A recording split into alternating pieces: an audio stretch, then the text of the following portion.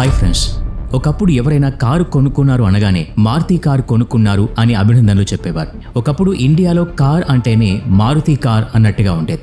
అది brand name కాకుండా product name లాగా మారిపోయింది. ఒకప్పుడు భారత మోటార్ రంగాన్ని మారుతి సుజుకీనే 70% ఆక్రమించేది. ఇండియాలో ఈ కంపెనీనే పెత్తనం చెలాయించేది. ఇప్పుడు టాటా మోటార్స్ కంపెనీ మార్కెట్లోకి ముందుకొచ్చి మారుతిని వెనక్కి నెట్టింది. ఇదే వేగంతో దూసుకుపోతే కనుక రానున్న భవిష్యత్తులో పూర్తిగా ఈ కంపెనీనే ఆధిపత్యం చెలాయించే అవకాశం కూడా ఉంది. దేశంలో అతి తక్కువ ఖర్చుతో కారును తయారు చేసిన సంస్థ టాటా మోటార్స్. అలాంటి టాటా కంపెనీ మారుతి సుజుకీని మార్కెట్లోంచి పంపడానికి సిద్ధపడిందా? ఈ రోజు వీడియోలో తెలుసుకుందాం. టాటా మోటార్స్ మరియు మారుతి సుజుకీ మధ్య పోటీ గురించి మాట్లాడుకునే ముందు మారుతి సుజుకీ భారతీయుల అభిమానాన్ని ఏ విధంగా చూరగొన్నదో తెలుసుకుందాం. మారుతి సుజుకీ వ్యాపారం 1970 నవంబర్ 16న ఆరంభమైంది. మారుతి సుజుకీ మొదటి పేరు Maruti technical services private limited, MTSPL గా పిలిచేవారు. ఈ కంపెనీ మొదట్లో దేశీయ టెక్నాలజీతో సొంత కారును తయారు చేస్తూ ఉండేది. అలా మారుతి మోటార్స్ లిమిటెడ్ ఆరంభమైంది. భారతీయుల కొనుగోలు శక్తిని దృష్టిలో పెట్టుకుని కారును తయారు చేసేది. అప్పటి ప్రభుత్వం సంజయ్ గాంధీకి కారును తయారు చేసే బాధ్యతను అప్పగించింది.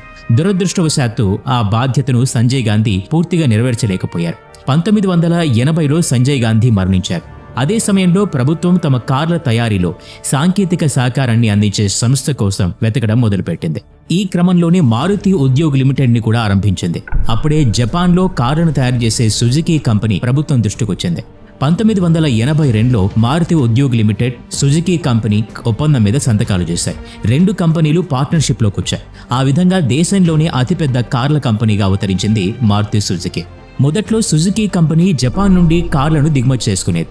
దాదాపు 40,000 కార్లను జపాన్ నుండి ఈ విధంగా దిగుమతి చేసుకున్నారు. 1983లో ఇండియాలోనే కార్ల తయారీ మొదలుపెట్టారు.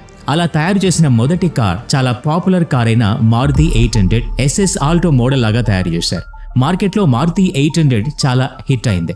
మారుతి 800 మొదటి కార్ని గుర్గావ్కు చెందిన హర్పాల్ సింగ్ కొనుగోలు చేశారు. ఆనాటి ప్రధానమంత్రి ఇందిరాగాంధీ స్వయంగా కారు తాళాలు హర్పాల్ సింగ్ ఇచ్చారు. మారుతి 800 మోడల్ హిట్ అయ్యాక ఈ కంపెనీ అనేక మోడల్స్ ని మార్కెట్లోకి విడుదల చేసింది.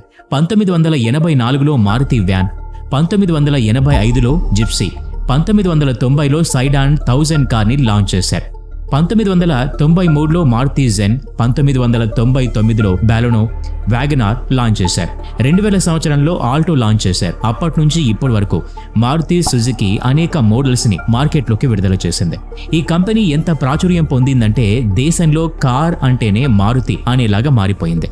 మారుతి సుజుకీ దేశంలోని మహానగరాల నుండి మారుమూల పల్లెల దాకా అన్ని చోట్ల తమ కార్లను వాడుకునేలా రూపొందించింది. దేశంలోని కార్ల అభిమానుల్లో ఒక ప్రత్యేక స్థానం సంపాదించుకుంది. ఈ రోజుకి చాలా మంది వినియోగదారులు కార్ అనగానే మొదటి ఓటు మారుతి సుజుకీకి వేస్తారు. అలా నెమ్మదిగా భారతీయ ఆటోమొబైల్ రంగంలో మారుతి సుజుకీ ఆధిపత్యం సంపాదించుకుంది. మారుతి సుజుకీ ప్రధానంగా మధ్యతరగతి ప్రజల్ని దృష్టిలో పెట్టుకుని కార్లను తయారు చేస్తుంది. పైగా ఈ కార్లలో ఏదైనా సమస్య ఎదురైతే ఎక్కడైనా రిపేర్ చేయించుకునేందుకు అవకాశం ఉంటుంది. ఇతర కార్ల విషయంలో అలాంటి వెసులుబాటు ఉండదు. అందుకే ఎక్కువ మంది ఇప్పటికీ మారుతి సుజుకీని ఎక్కువగా ఇష్టపడతారు. మారుతి సుజుకీ అమ్మకాలతో ఇతర ఏ కంపెనీలు పోటీ పడలేవు. కానీ ఇప్పుడు నెమ్మదిగా మారుతి సుజుకీ మార్కెట్ నుంచి మాయమైపోతుందేమోనన్న అనుమానాలు వ్యక్తమవుతున్నాయి. ఇతర కంపెనీలు గట్టిగా పోటీనిస్తూ ముందుకొస్తున్నాయి. ముఖ్యంగా టాటా మోటార్స్ కంపెనీ మారుతి సుజుకీకి గట్టి పోటీ ఇవ్వగలదని మార్కెట్ వర్గాల అంచనా. ఇన్నేళ్ల పాత కంపెనీ నిజంగానే పోటీలో వెనకబడిపోనుందా? అంతకంటే ముందు టాటా మోటార్స్ ప్రస్థానం గురించి కూడా తెలుసుకుందాం. టాటా మోటార్స్ ఒక భారతీయ సంస్థ. రతన్ టాటా దీన్ని ఆరంభించారు. రతన్ టాటా ఇండియాకు చెందిన ప్రముఖ వ్యాపారవేత్తల్లో ఒకరు. చాలా చిన్న వయసులోనే వ్యాపారంలోకి అడుగుపెట్టిన టాటా తన మేధస్సుతో కంపెనీని లాభాల బాట పట్టించారు. ఒక్క రంగం అని కాకుండా పలు రంగాల్లో కంపెనీల్ని స్థాపించిన ఘనత రతన్ టాటాకే దక్కుతుంది. 1991లో రతన్ టాటా టాటా సియరాని లాంచ్ చేశారు. ఆ సమయంలో చాలా తక్కువ మంది కార్లు కొనేవారు. అయినా సరే ఈ కార్ని చూడాలని చాలా మంది ఆశపడేవారు. ఎందుకంటే ఇది దేశీయ కార్ల కంపెనీ తయారు చేసిన మొదటి ప్రొడక్ట్. పూర్తిగా స్వదేశీ పరిజ్ఞానంతో ఈ కార్ని తయారు చేశారు. ఆ తర్వాత టాటా సుమో మోడల్ని లాంచ్ చేశారు. 1998లో టాటా మోటార్స్ దశ తిరిగిందని చెప్పాలి. అదే ఏడాది ఒక కుటుంబం అంతా కలిసి ప్రయాణించేందుకు అనుకూలంగా ఉండే 5 సీట్ల టాటా ఇండికాని లాంచ్ చేసింది. దేశ ప్రజలు ఈ కార్ని చాలా ఇష్టపడ్డారు. ఆ తర్వాత టాటా సఫారీని లాంచ్ చేసింది. ఈ వెహికల్ టాటా మోటార్స్ కంపెనీకి గొప్ప పేరు తెచ్చింది. 2008లో రతన్ టాటా అతి తక్కువ ఖరీదైన టాటా నానో కార్ని తయారు చేయించారు. ఇది రతన్ టాటా కళ. కానీ రతన్ టాటా ఊహించినంతగా ఈ కార్ మార్కెట్లో నిలబడలేకపోయింది. ఈ కార్లో బేసిక్ వస్తువులను ఉపయోగించారు. ఈ కారణంతోనే ఈ కార్ ఫ్లాప్ అయింది. ఈ కార్ ఫెయిల్ అవడంతో టాటా మోటార్స్ తన స్ట్రాటజీ మార్చుకుంది. కార్ ఫీచర్స్ మీద ఎక్కువ దృష్టి పెట్టింది. 2016 తర్వాత Tiago, Altroz, tiger, punch, Nexon, SUV సెగ్మెంట్లో హ్యారియర్, సఫారీ లాంటి ఎన్నో మోడల్స్ని లాంచ్ చేసింది. కస్టమర్స్ అభిమానాన్ని సంపాదించుకుంది. టాటా మోటార్స్ హ్యుందాయ్ మోటార్స్ని కూడా వెనక్కి నెట్టి కార్ల తయారీలో దేశంలోనే ముందు వరుసలోకి వచ్చింది. మారుతి సుజుకి కొంతకాలంలో అమ్మకాల్లో వెనుకబడింది. టాటా మోటార్స్ అమ్మకాలు మాత్రం అప్రతిహతంగా పెరుగుతూనే ఉన్నాయి.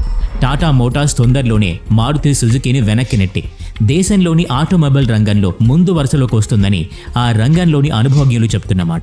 టాటా మోటార్స్ ఇంత వేగంగా ముందుకొచ్చి మారుతి సుజుకిని వెనక్కి నెట్టడం వెనుక కారణాలేంటి? Electric vehicle. పెరుగుతున్న పెట్రోల్, డీజిల్ ధరలు కార్ల కొనుగోలు మీద చాలా ప్రభావాన్ని చూపిస్తున్నాయి. పైగా పొల్యూషన్ తగ్గించడానికి ప్రభుత్వం ఎకో ఫ్రెండ్లీ వెహికల్స్ కోసం ఒక చట్టాన్ని చేసింది.